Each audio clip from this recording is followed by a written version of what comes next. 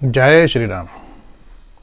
आगे समाचार यह है कि यहां सब कुशल थे। दिल्ली बंद के लिए आपको बधाई। इतना शानदार बंद या तो कोरोना के समय था या नोटबंदी के समय। नोटबंदी में तो कारखाने और बाजार ही बंद थे, रोजगार धंधे बंद थे, पर बैंक और एटीएम खुले थे। इस बार तो सब बंद है।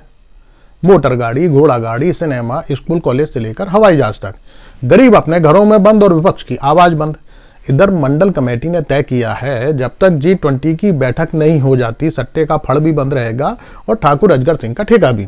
3 दिन तक कल्लू कसाई का अखाड़ा भी बंद और बन्नू सेठ की आड़त भी। पहले तो स्कूल भी बंद कराने का प्रोग्राम था, पर बाद में तय किया स्कूल के बच्चों को स्क्रीन पर बैठक का प्रसारण दिखाएंगे।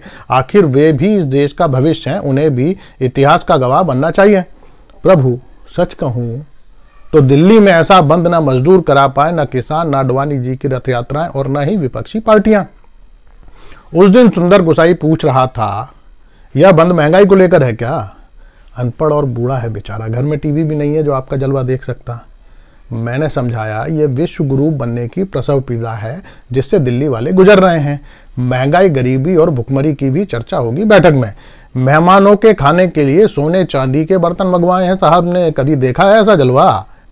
वो बोला, पहले हम भूखों की चिंता एसी कमरे में होती थी, अब सोने चांदी की थाली में खाते हुए होगी। लगता है अब तो अच्छे दिन आकर ही रहेंगे। प्रभु क्या नजारे हैं, हर तरफ आप ही आप। जो टीवी देखो, जो अखबार खोलो, पार्टी के दिल जले कार्यकर्ता राधेलाल पंडित जी ने तो केवल कनेक्शन कटवा दिया, टीवी की स्क्रीन पर आपकी फोटो चिपका दी। कह रहे थे जब हफ्ता भर आप ही को देखना है तो फालतू बिजली क्यों जलाएं? जो पोस्टर लगे हैं पूरी दिल्ली में आपके, पता ही नहीं चलता कोई और नेता आ भी रहा है कि नहीं। मेहमान भी आप, मेजबान भी आप। प्रभु आपकी लीडरशिप देखकर शी जिनपिंग कैसे जल गए, बैठक में ही नहीं आए। वैसे जल तो अपने कांग्रेसी भी रहे हैं। उस दिन रामस्वरूप नेताजी कह रहे थे, G20 की मेजबानी तो हर साल कोई ना कोई देश करता ही है। देश महंगाई और बेरोजगारी से करा रहा है और तुम्हारे साहब जनता के पैसे से विश्व गुरु बनने का ख्वाब देख रहे हैं। प्रभु उस दिन मंडल कमेटी ने शपथ ली, भले ही पेट्रोल 500 रुपए लीटर हो जाए, सह लेंगे। हम बच्चों का दूध पानी बंद कर देंगे, बुजुर्गों की दवा दारू बंद कर देंगे, पत्नी के लिए साड़ी नहीं लाएंगे, खुद दिगंबर हो जाएंगे, पर आपके जलवे पर कोई आंच नहीं आने देंगे। यह सुनकर सिया जादव कहने लगा, जनता तो पहले ही दिगंबर बनी घूम रही है, और कितना करोगे? प्रभु ये भारत और इंडिया का जो लफड़ा आपने डाला है, मजा आ गया। बन्नू सेठ ने तो पहले ही गंगुस्तान नाम का सुझाव दिया था। खैर विरोधी बिलबिलाते घूम रहे हैं। उस दिन मंडल अध्यक्ष सरदार जंडेल सिंह कह रहे थे, देश से गुलामी के सारे प्रतीकों को खत्म करना है। पहले संस्थाओं के नाम बदले, फिर सड़कों के, फिर शहरों के, फिर स्टेशनों के, अब देश का बदलेंगे। फिर वे माफीनामे बदलेंगे जो सावरकर और अटल जी ने अंग्रेजों को लिखे थे। इतिहास बदलने का काम तो चल ही रहा है, पाठ्यक्रम बदल चुके हैं, संविधान की धर्मनिरपेक्ष आत्मा भी बदलनी है।